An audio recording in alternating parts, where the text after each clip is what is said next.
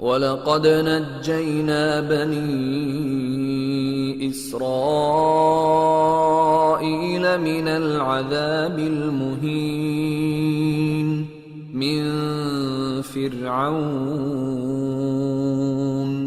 إنه كان عاليا من المسرفين ولقد اخترناهم على علم على العالمين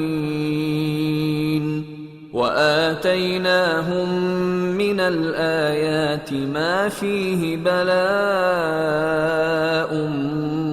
مبين إن هؤلاء ليقولون إن هي إلا موتتنا الأولى وما نحن بمنشرين فأتوا بآبائنا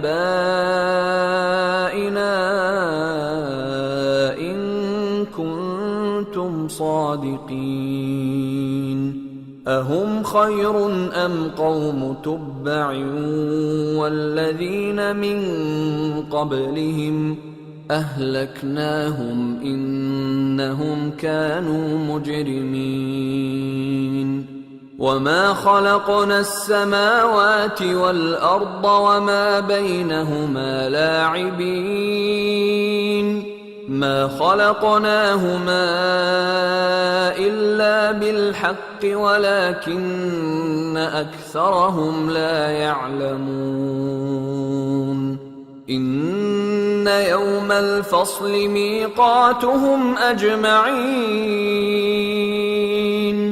يوم لا يغني مولى عن مولى شيئا ولا هم ينصرون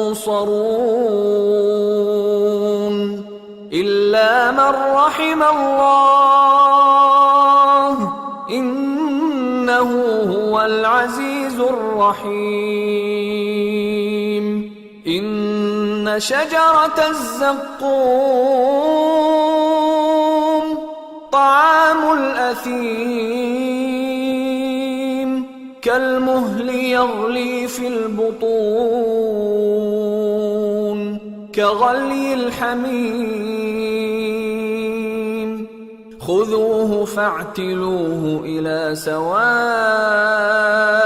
الجحيم ثم صبوا فوق رأسه من عذاب الحميم ذق إنك أنت العزيز الكريم إن هذا ما كنتم به تمترون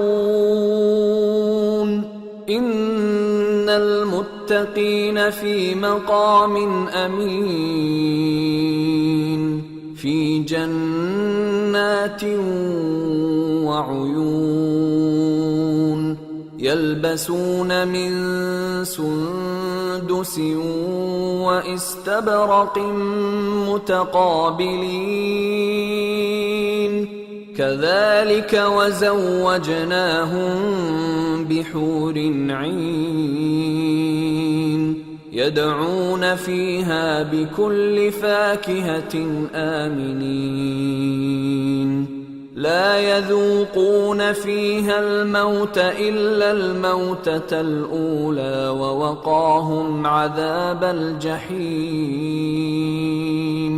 فضلا من ربك ذلك هو الفوز العظيم فإنما يسرناه بلسانك لعلهم يتذكرون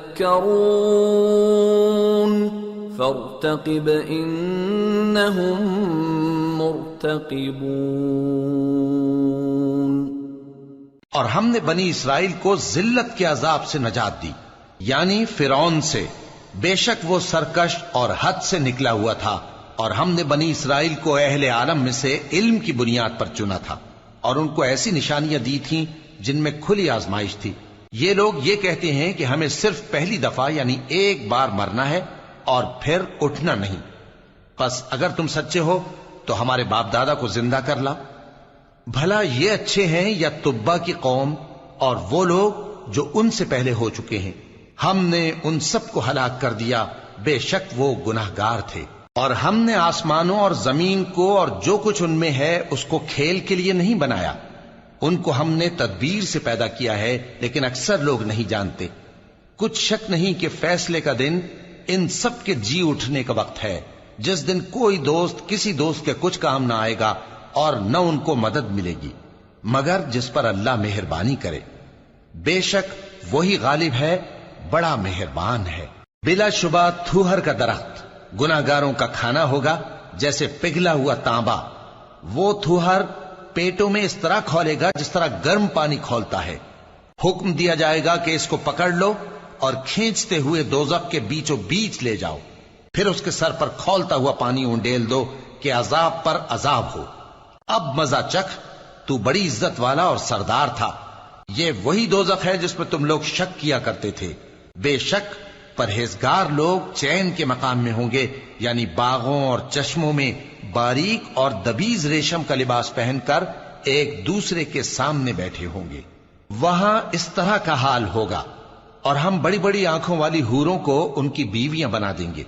وہاں امن و اطمینان سے ہر قسم کے میوے منگائیں گے اور کھائیں گے، اور پہلی دفعہ کے مرنے کے علاوہ موت کا مزہ پھر نہیں چکھیں گے، اور اللہ ان کو دوزخ کے عذاب سے بچا لے گا۔ یہ تمہارے پروردگار کا فضل ہے، یہی تو بڑی کامیابی ہے۔ ہم نے اس قرآن کو تمہاری زبان میں آسان کر دیا ہے تاکہ یہ لوگ نصیحت حاصل کریں۔